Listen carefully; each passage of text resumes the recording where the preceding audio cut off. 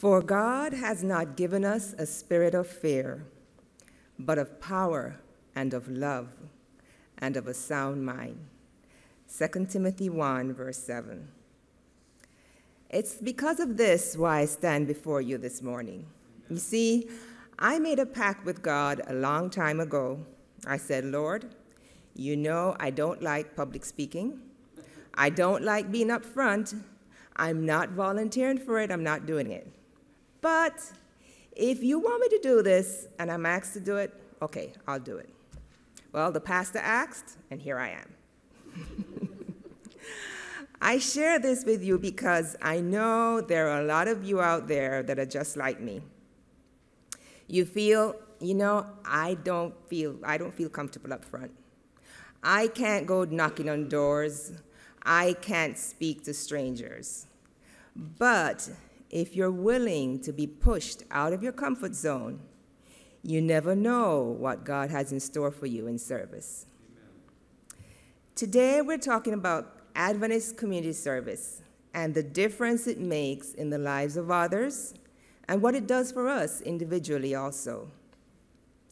God has called us to service. You may ask, why? Why do I need to serve? Well, the Creator knew just what he was doing when he knew that we would thrive and also reflect him to a dying world. He knew that our well-being would be intricately related to that of our fellow man. Have you ever done something for someone that didn't appreciate it and didn't acknowledge it? How did it make you feel? It didn't make you feel good, did it? Well, the Creator knew that he made us to be dependent on each other and to receive deep satisfaction from the things that we do for others. Even when they're not acknowledging it, we can have peace because we know that we're doing it for him. God knew that in service we would find joy and happiness. He knew that this we could get no other way. So he called us to service, and he's all about service. The Bible tells us God is love. Love in action is service. Matthew 20:28 says, just as the Son of Man did not come to be served, but to serve and to give his life as a ransom for many. Without activity, our muscles waste away. We know, too, that we don't use our brains and our intellect. They diminish. Well, in the same way, without activity, our spiritual muscles decline and become useless. When we get involved in service, we become energized, and our capacity to love and empathize with others grows. And we begin seeing the world through new eyes, through Jesus' eyes. Studies have shown that volunteering wards off loneliness and depression, and is gratifying to the giver. Think about this. Someone who lives alone, doesn't have family or friends that they're interacting with on a regular basis, when they get out, they start interacting with others. They get their minds off of themselves, they make social connections, and they feel emotionally fulfilled in having done something that's good. Studies also suggest that people who give their time to others have better physical health, including lower blood pressure and a longer lifespan. Imagine that. Emotional, spiritual, social, and even physical healing. God knew just what he was doing when he called us to service. As it says in Isaiah 58:8 and 10, then your light will break forth like the dawn, and your healing will spring up quickly, and your vindication will go before you, and the glory of the Lord will guard your back. If you pour yourself out for the hungry and satisfy the needs of afflicted souls, then your light will rise in darkness, and your night will be like the noonday. But is it just for our benefit that we get involved with service? Of course not. Matthew 5:16 from the Message Bible says it this way. Here's another way of putting it. You're here to be light, bringing out the God colors in the world. God is not a secret to be kept. We're going public with this, as public as a city on a hill. If I make you light bearers, you don't think I'm going to hide you under a bucket, do you? I'm putting you on a light stand. Now that I've put you there on the hilltop, on a light stand, shine. Keep open house. Be generous with your lives. By opening up to others, you'll prompt people to open up with God, this generous Father who is in heaven. You see, as we receive the light and the love that God has given us, then we can freely give and share it with others. There are needs all around us, and our church has projects throughout the year that you can get involved with, and you're going to be hearing some more about them. Our team wants to share with you our involvement and the difference that service has made in our lives. We hope to inspire you. We hope to motivate you, and we want you to join us in receiving the joy and the blessing that comes from service. And if you're already involved in service, then keep pressing on. As the Bible says, let us not grow weary in doing good. Jesus came to serve, and in being his disciples, it means that we follow and be his example.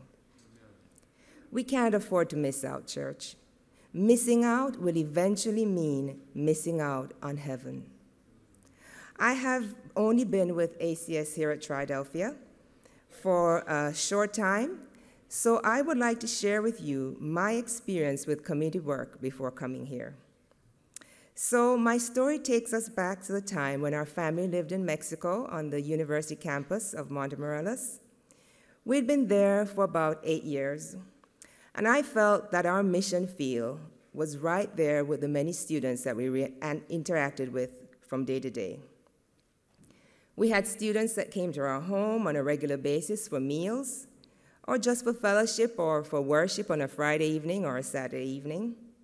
We were also involved with and responsible for the English Sabbath School that met every Sabbath morning with about 120 attendees.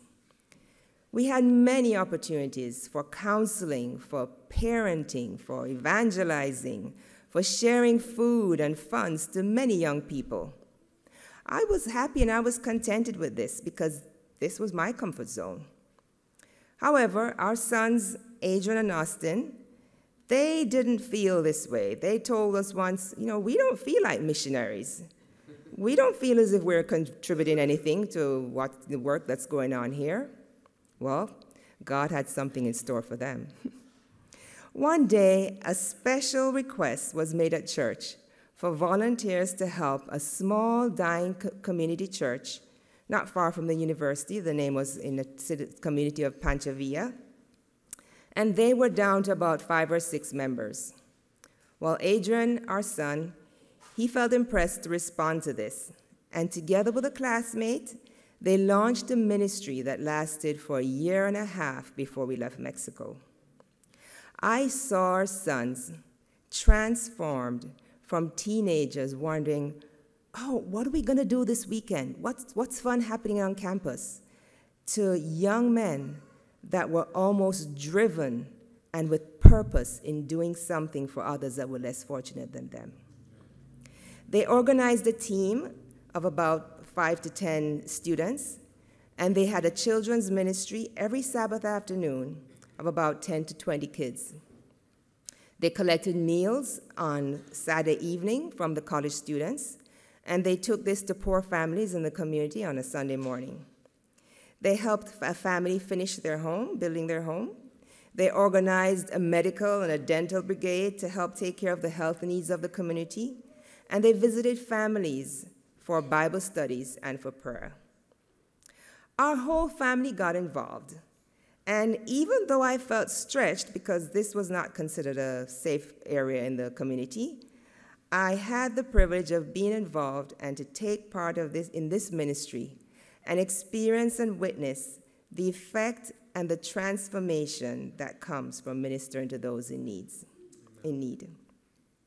You know, many times I'd been absorbed in some home project, and I'd feel like, oh, this is inconvenient right now. You know, I don't want to stop what I'm doing, but, you know, I guess I'll go because, as it turns out, the boys were depending on me. I was a designated driver for the project.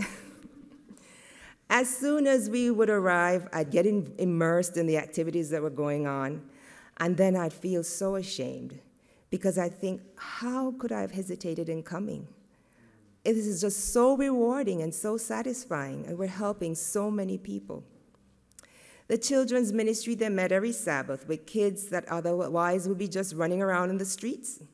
Many of the children's parents, they didn't seem to care what the kids were doing.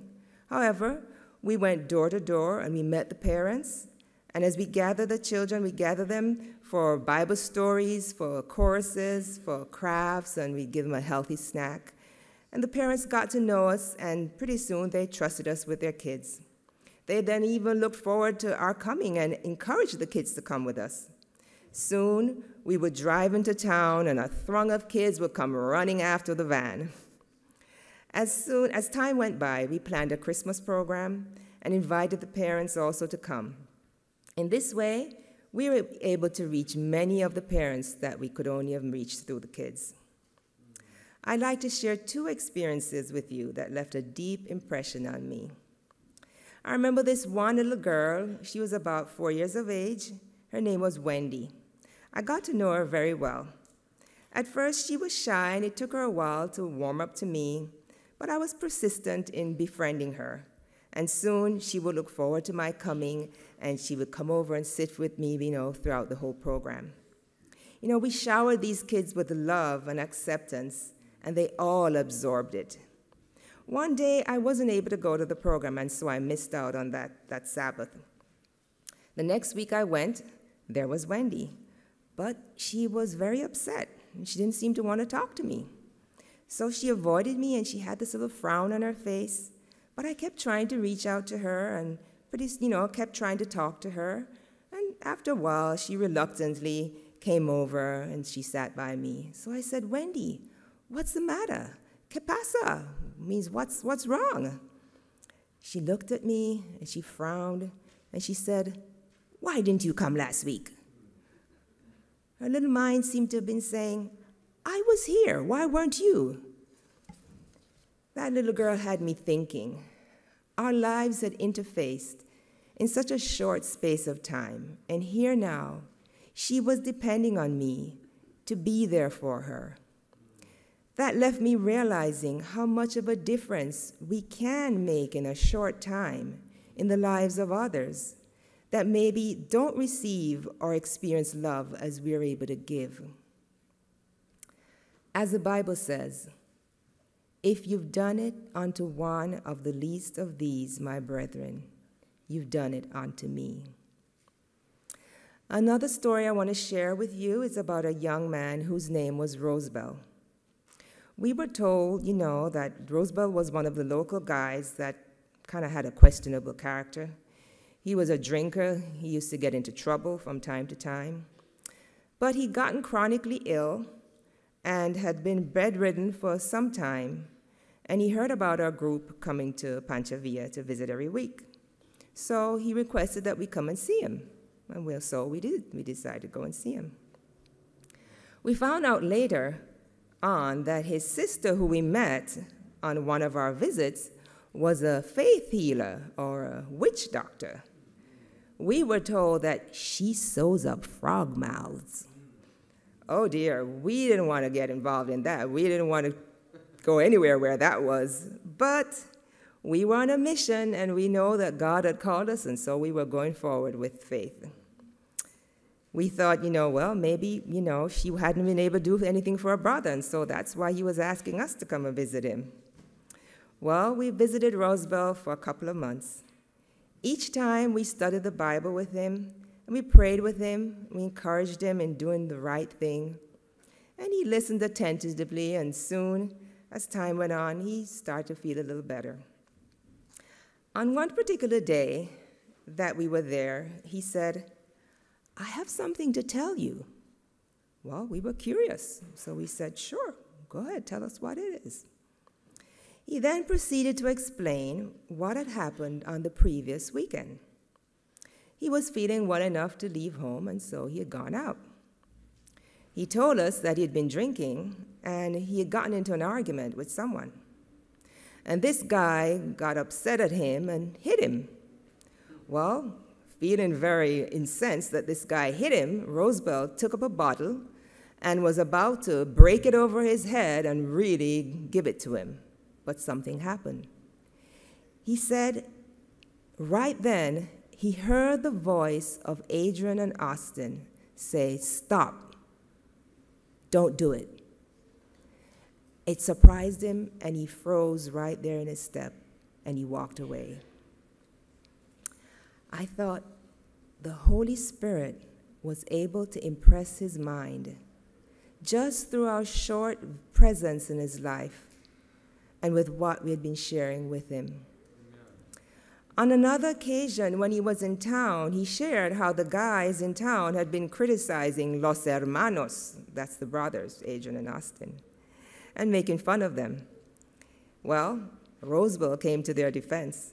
He said, "Which of you guys ever came and visited me when I was sick? They came to see me every week while I was sick."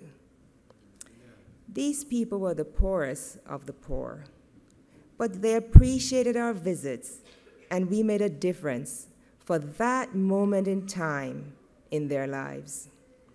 We also were planting seeds for eternity.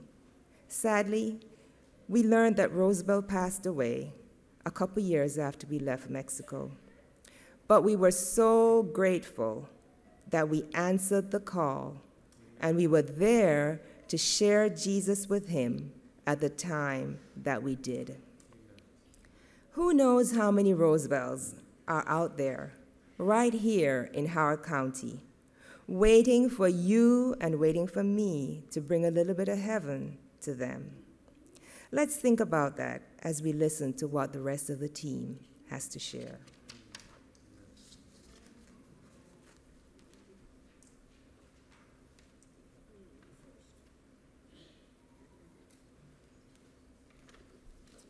Thank you, Anita. That was beautiful. I just wanted to tell you, good morning.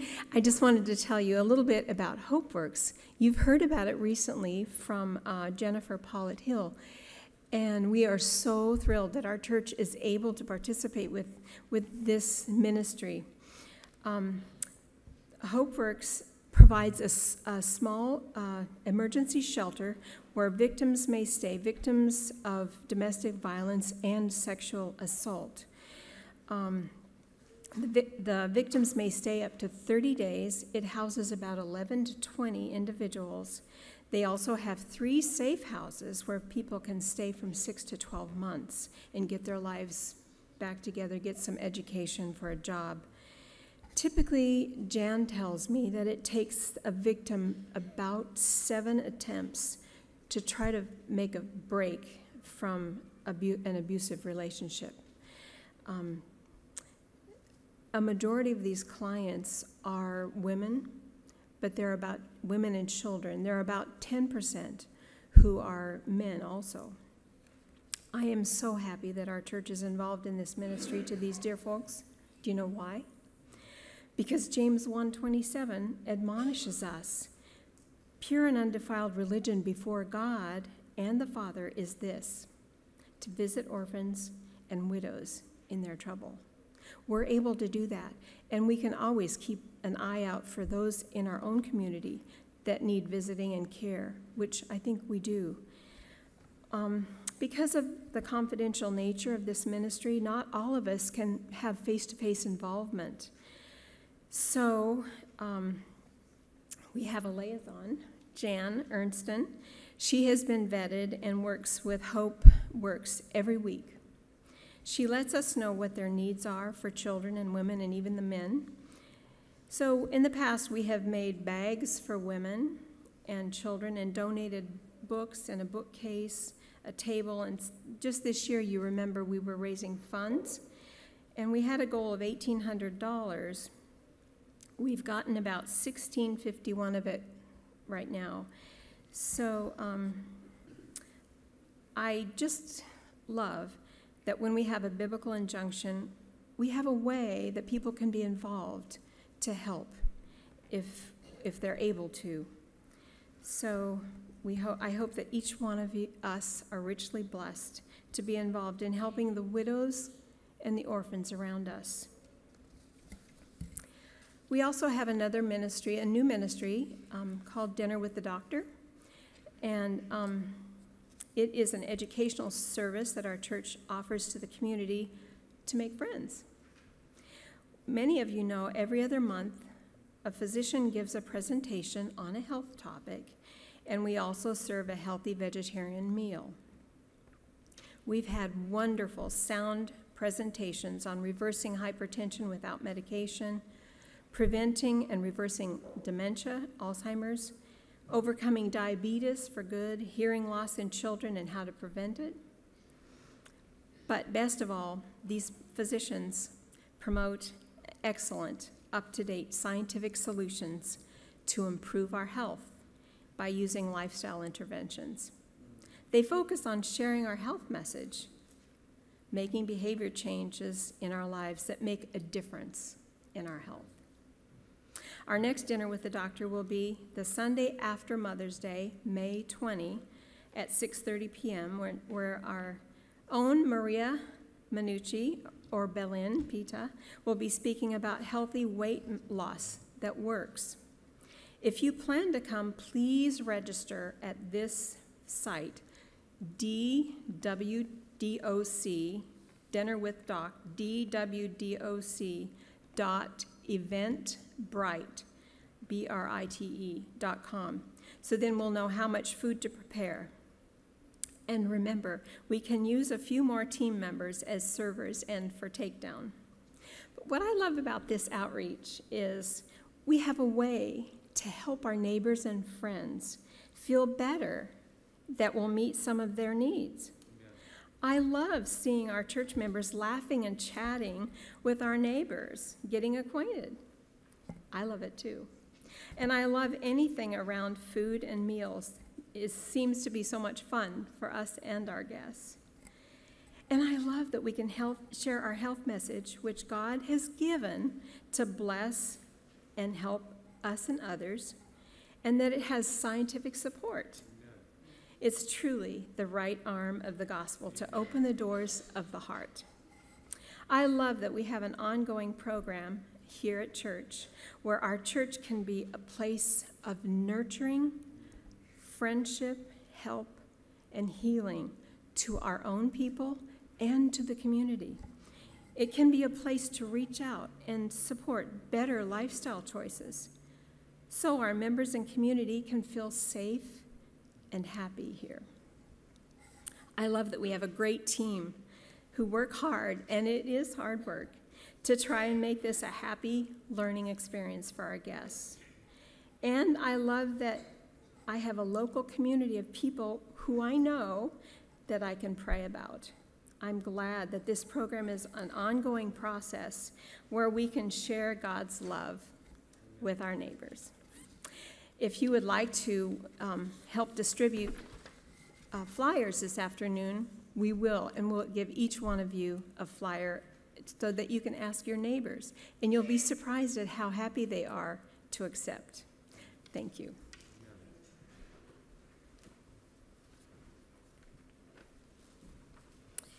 Hi. I often pray in the mornings for God to help me be a drip in the lives of the people I meet that day. I mean a positive drip, and I know that sounds a bit quirky. I'm a bit quirky, I guess. But anyway, the Bible is full of farming. And Jesus talked about cultivating and planting seeds and the sun shining and the rain coming to nourish the seeds.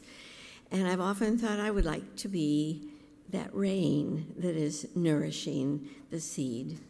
And I kind of turned the raindrops into a drip. So that's what I'm trying to do, is to be a positive drip in the lives of people. You know, people don't learn about God with one event or one encounter. There are many, many encounters in their lives before they really learn about God. And we can all be one of those encounters in their lives, one of those drips. In the book Christian Service, Ellen White wrote, Jesus worked to relieve every case of suffering that he saw. He even denied himself food in order to relieve those who appeared more needy than he. And thus, the truths that he taught were associated with his acts of mercy, and they were riveted in the memory. And then another quote, the followers of Christ are to labor as he did. There's one more that I really like. Every act of justice, mercy, and benevolence makes a melody in heaven. So anytime we are doing something to help someone else, whatever it might be, there is a melody happening in heaven.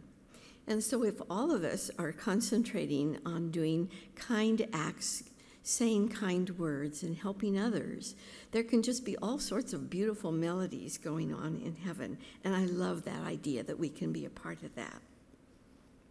So there are two opportunities that I was asked to mention. You have in your bulletin the bulletin insert, and it lists from 1 to 7 the activities that our Community Services Committee sponsors throughout the year, starting with January through December. And I'm referring to numbers 6 and 7, the Thanksgiving baskets and the Adopt a Family program that we do in November and December. Most of the baskets we're able, and the different things we give, the gifts and all, we are able to do personally. There are a few we cannot because of privacy reasons. We always include some literature. We always make sure that they know that this is from our church. And we always try to have prayer with the people if they are willing. We have not had anyone join in our fellowship as a result of these programs, but I believe that we have been agents of the Holy Spirit. We've been drips in the part of the lives of these people, positive drips. And someday there will be positive results, whether we know about them here or whether we know about them above. So I hope that next November and December, when we have these projects again, that you will join in the joy of helping others and to be a part of making melodies in heaven.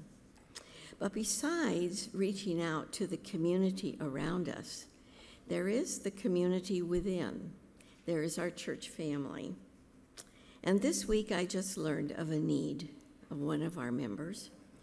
And so I'm looking for 6 to 8 people with muscles to help with yard cleanup for one of our very own. It would involve raking leaves and collecting tree twigs and lots of brush to take to the dump. It's dirty, tiring work. But if you could spend any part of tomorrow from 9 a.m. to later in the afternoon at a home not too far from the general conference, would you please see me after church for more details? And I'd love to be able to have you be a part of the team for tomorrow. James 1:27, it has a beautiful sentence, verse that I like in the clear word, and I want to thank Ted again for bringing James, making it alive to me.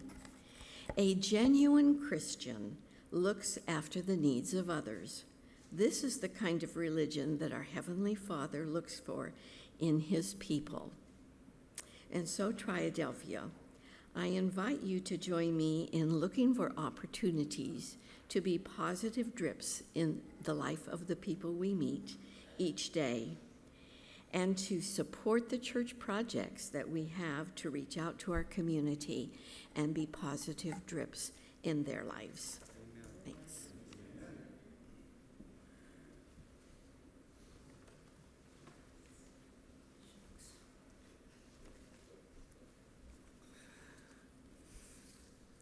Someone had already used the verse that I was going to use. Several years ago, I was part of the ACS team, very active at that time, only because Charlotte brought cookies. And Charlotte brought cookies today. Maybe that's why I'm up here. I usually am not. But I enjoyed everything, but at one discussion, we discussed about grassroots. Someone mentioned that maybe we should check and see whether we could be a voluntary church to feed approximately 50 folks at grassroots once a month on a Sabbath evening. And somebody pushed my hand. I think it was Charlotte was sitting next to me, and next thing you know, it was raised, and I volunteered. I found out that at grassroots there are actually 50 or more residents. As a matter of fact, this winter, as you very well know, living through it, we had some very, very, very cold temperatures. Most of the shelters were overflowing with people. As a matter of fact, they still have beds in the hallways at grassroots right now. And when we see that, we usually see that we're going to end up feeding quite a bit more. I schedule the teams each time, and I talk to people and got volunteers, and we had signs made up as the one is up in the front. We're always looking for people that want to be volunteering as part of the team. You do not have to be there at grassroots. You could just fix a meal, bring it to us, and we'll take care of the serving part. And we find that working with these folks, and I mean with them, I go there to serve, yes, to serve them a meal. But I also look across that counter that I'm serving the food from, or the buffet, whatever you wish to call it, and it reminds me of the fact that if it wasn't for God's many blessings, I'd be on the other side of there too. I could be the one getting fed, not the one serving. It's something that could happen to any of us at any time. The saddest part about me is when I serve at grassroots, I see all these little kids. And I see them time and time again for months at a time, and I think about the fact that I know the parents probably would prefer not having their kids grow up inside a shelter. They would rather have their own home. It can bring you to tears. If I talk about it too long, it'll bring me to tears. But the thing is that they're there. There's a need. And we need to step forward and be part of the answer to that need. I looked up some different scriptures about Christian service, and many times it's pointing to us that if we see it, we should do something about it. Not ignore it and keep going. It's sort of like the person who walks up to an individual that has great need. They're poorly clothed. They have very little food. And they say, "May the Lord keep you warm and meet your needs," and then walks away. Words are great, but words don't keep them warm, and food is what they need to fill their bellies. Even the littlest of the children. Last weekend, I think it was last weekend, we had grassroots. It's the fourth Sabbath of each month, from about 5 o'clock until about 6:30, 7 o'clock. You spend about 2 hours as part of a team. If you're a preparer of food, you usually do not stay because there's only room for about 3 or 4 servers on the food line. But I was amazed when I was informed that Ted and Nancy would be there. Nancy Wilson. I thought about the fact that with their schedule, as loaded as it is, they're going to find time to serve people food at grassroots. It really hits me to the heart to know that someone that is so busy and so prominent in our church would take the time out to go down and feed. So when I think about asking people to volunteer, I just say that there isn't a reason that you should not volunteer. Just like the many things that others are going to speak about and have spoken about where the need is, and we need volunteers. When I was in the Navy, maybe God was preparing me. It seemed every time we came into port and there was a community request to a ship, and this happens quite frequently in the different parts of the world that we sail to, and there's always someone that has a need. I've built parts of schools. I've built sewage systems at schools in the Philippines, painted schools down in Bahamas, cut grass in the South Korea. And I was always, for some reason, the captain would come to me, and I'm the one that had to get the team together to go out and do it. So we did it. Like I said, I think this is a warm-up practice the Lord had set for me.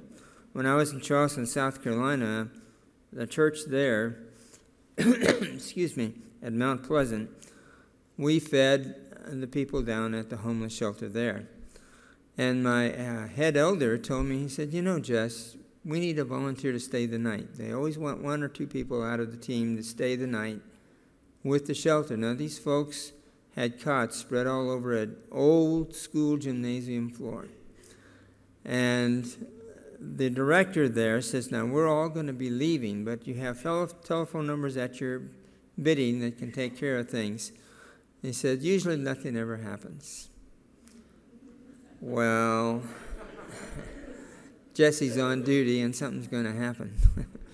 And sure enough, about 2 o'clock in the morning, something did happen. One of our guests in the gym had a medical problem, and I called 911, did as much comforting as I could for the individual.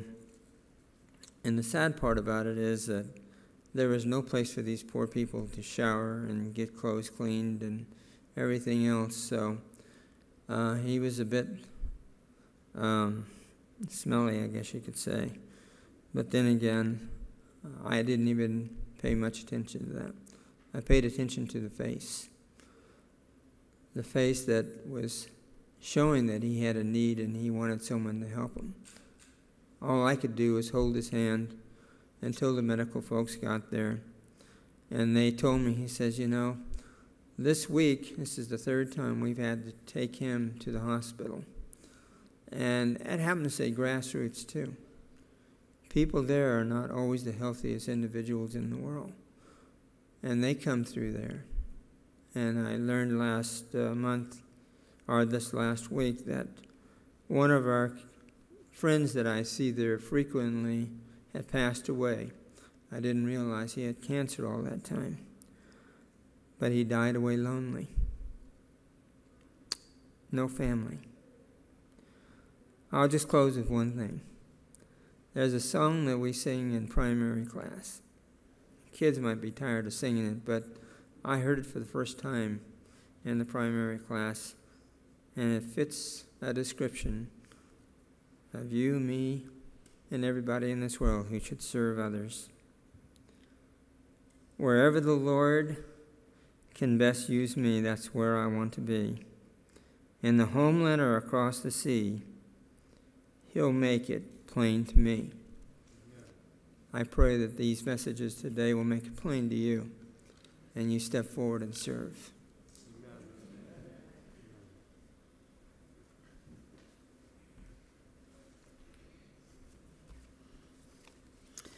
Well, I know there are several of you out there that know my story, but for those who don't, I'm going to tell you an incident that brought me into this church. First of all, I've always been a Christian.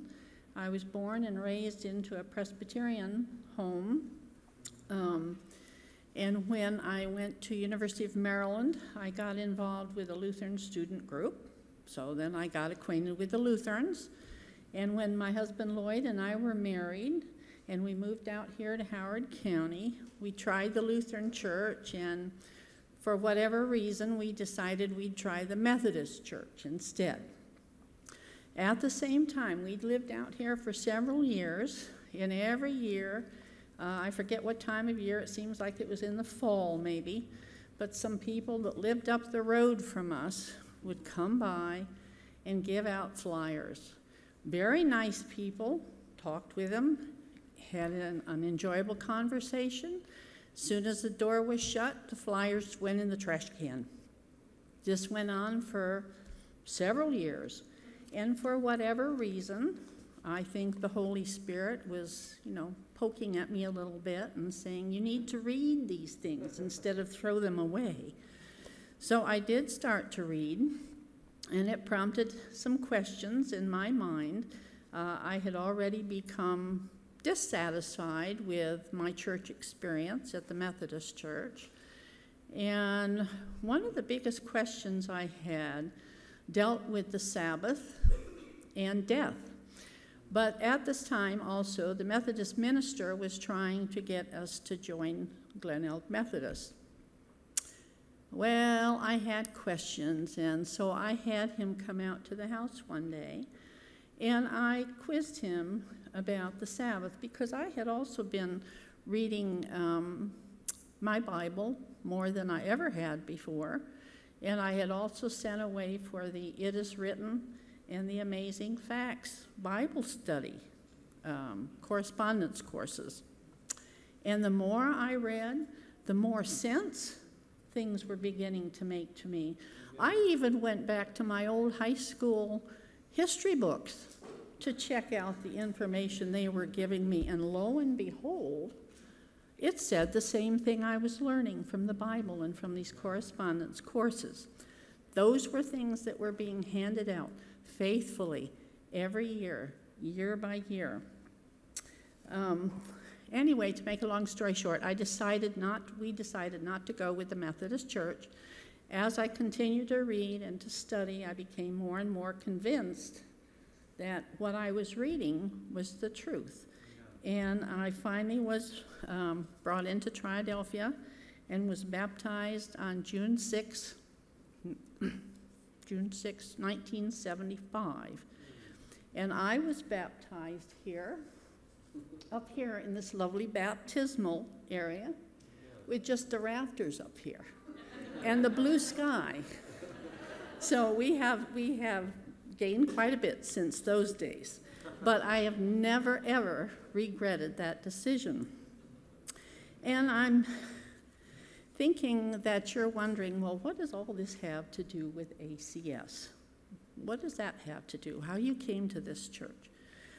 Well, it has a lot to do, because we have two big projects that come in kind of the middle of the year. And I think you all got bulletins, right? All right, well, there's something inside that bulletin. What's inside the bulletin?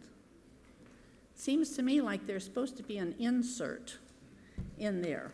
Well, yes, I had one here too, but I forgot all about it. So here I have two of them. The first one coming up is in July, the 4th of July.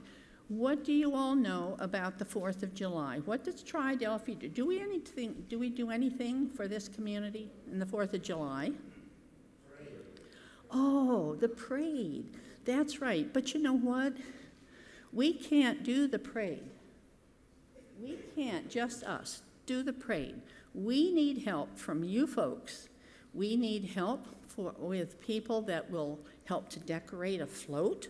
We even have a pianist, I think that's how you pronounce it, pianist, that will play patriotic music as we go along the parade route. And we will have fans that we hand out to the people along the fair route, which will tell them about Triadelphia. We're not just a building sitting on this hill, but it gives the address, telephone numbers to reach, and it's an opportunity to say hi to our neighbors, to our community, to let them see who we are. That's the first thing. So when you start to read this and contemplate this, please, please think of how you might be able to help, first of all with the fair, And then there's a second big item coming up in August, right after the fair. Parade? Oh, I'm sorry, I said the word, didn't I? Well, see, you all caught me up on it. And we really, really need help with that. And I have always been for doing the fair because it is through a handout year after year that I became an Adventist.